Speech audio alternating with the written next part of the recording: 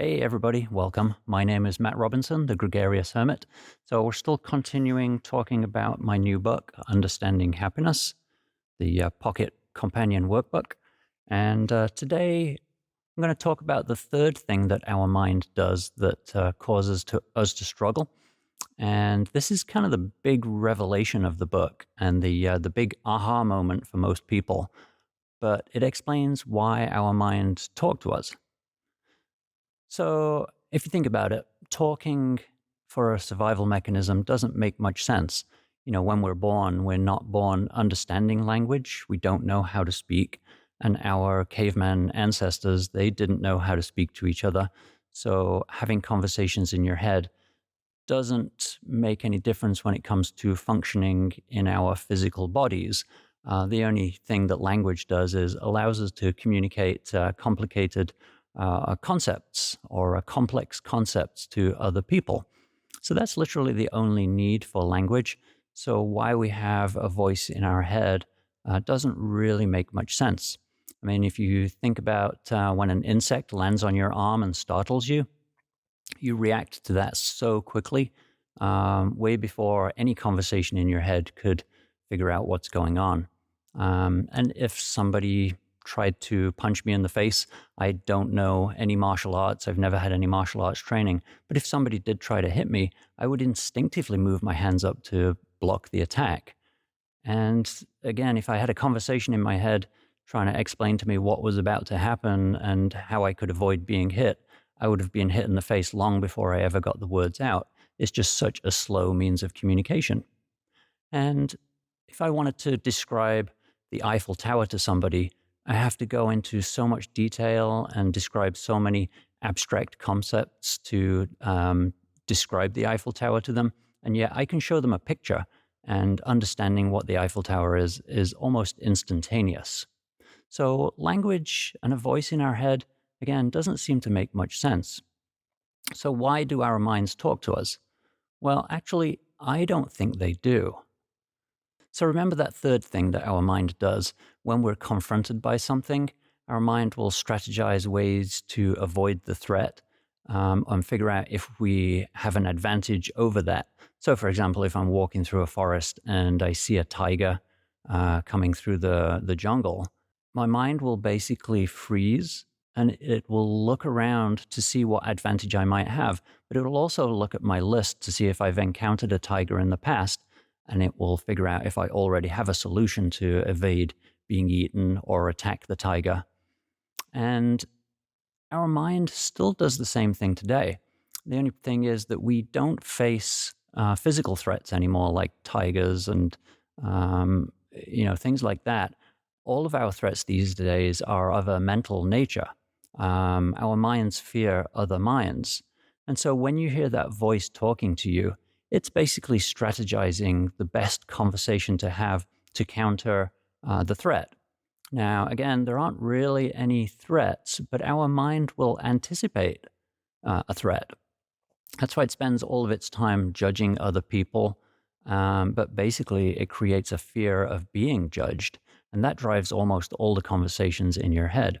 And if you think about it, if you actually spoke any of the thoughts that go through your head that are language based, if you actually spoke them out loud, they're not directed at you. They're basically conversations that you're having with somebody else. So I have identified 3 different types of conversation that we have with ourselves that are completely unnecessary. The first one is judging other people and criticizing other people.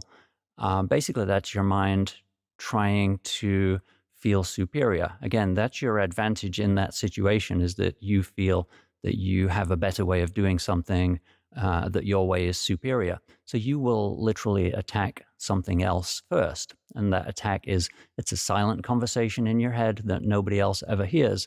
You're the only person that hears it. The second thing that your mind does is if you perceive that somebody else might be judging you, let's say you did something that kind of violates your own list of preferences in some way, then you may fear somebody judging you for that action, in which case you'll have a defensive thought in your head. And it'll be something like, Yeah, but, whatever excuse, whatever way you can justify, um, your action in that moment. And so the conversation will be defending your action and justifying why you did what you did. And the third type of conversation that you have that's completely unnecessary is it's almost like a preemptive counterattack. So you can't defend your action, whatever you did. You can't actually come up with an adequate excuse or a reason why you did it. So instead of defending yourself, you'll basically pick something about the other person that you can attack. So examples of those can be found in driving. So, for example, if you have a rule in your list of preferences that says that you know drifting over the yellow line is really really bad, which of course it should be because it's against the law. But let's say that you have that's a rule that you obey and you follow and you stick to that. If you see a car in front of you just drifting over that yellow line, you'll immediately notice that and you'll make comments about how stupid they are, how dangerous they are, what an idiot, he's going to kill somebody.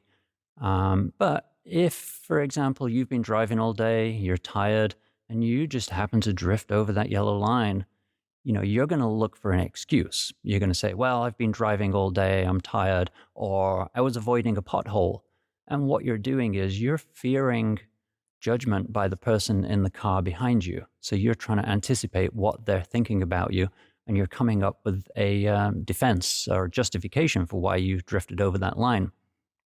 Now, if for some reason you can't think of a justification, like you weren't paying attention and you drifted over the line, so you don't have a good excuse for that, you might look at the car behind and say, yeah, but at least I don't drive a piece of crap, beaten up car.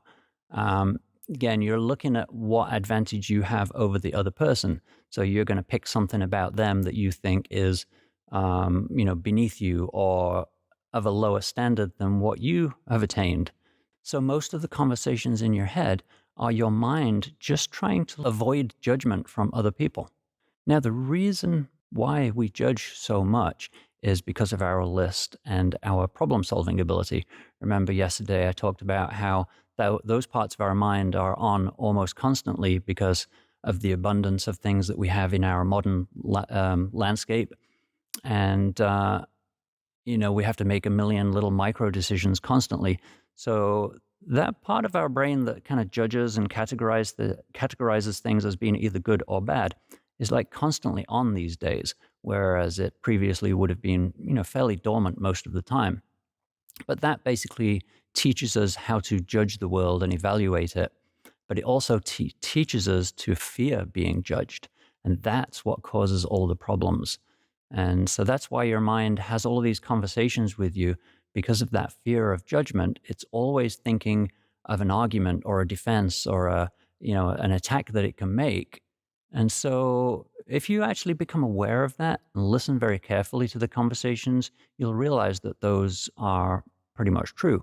The other type of conversation you may hear is as though you're narrating your life. You're going along through the day and you're explaining why you're doing what you're doing.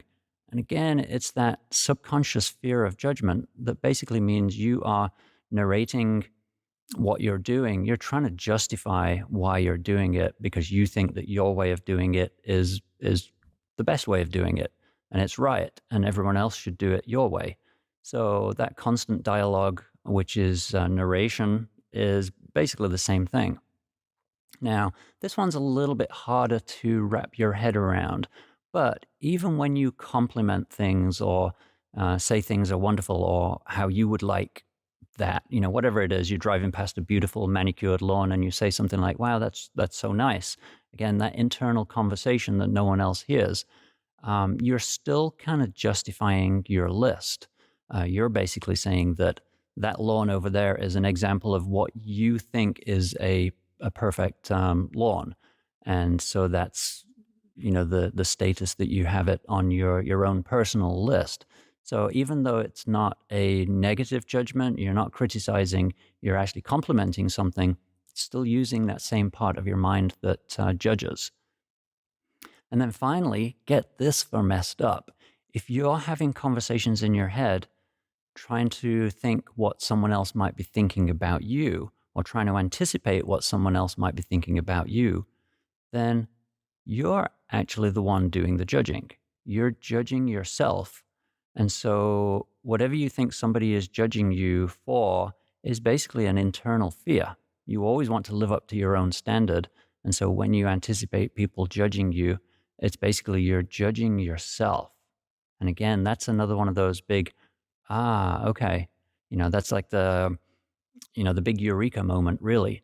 So once you understand that most of those conversations in your head, attacking somebody else, defending your actions, or counterattacking because you don't have a justification, or simply narrating your life as you're going along, just understanding that those are a primitive defense mechanism, just trying to anticipate a threat and anticipating ways that you can actually overcome that threat. Once you understand that, you can just let those conversations go. The last part of the book that I'm going to go into, which are the techniques you can use to actually silence your mind and get rid of those thoughts completely. So starting tomorrow, I'm going to go over meditation, mindfulness, and unconditional love. So, all right. Thanks for watching, everybody. Again, I'm still trying to get a little better with these unscripted speeches to the camera, but, hopefully I'm getting better, but you guys can be the judge of that. All right. Thanks for watching. Bye.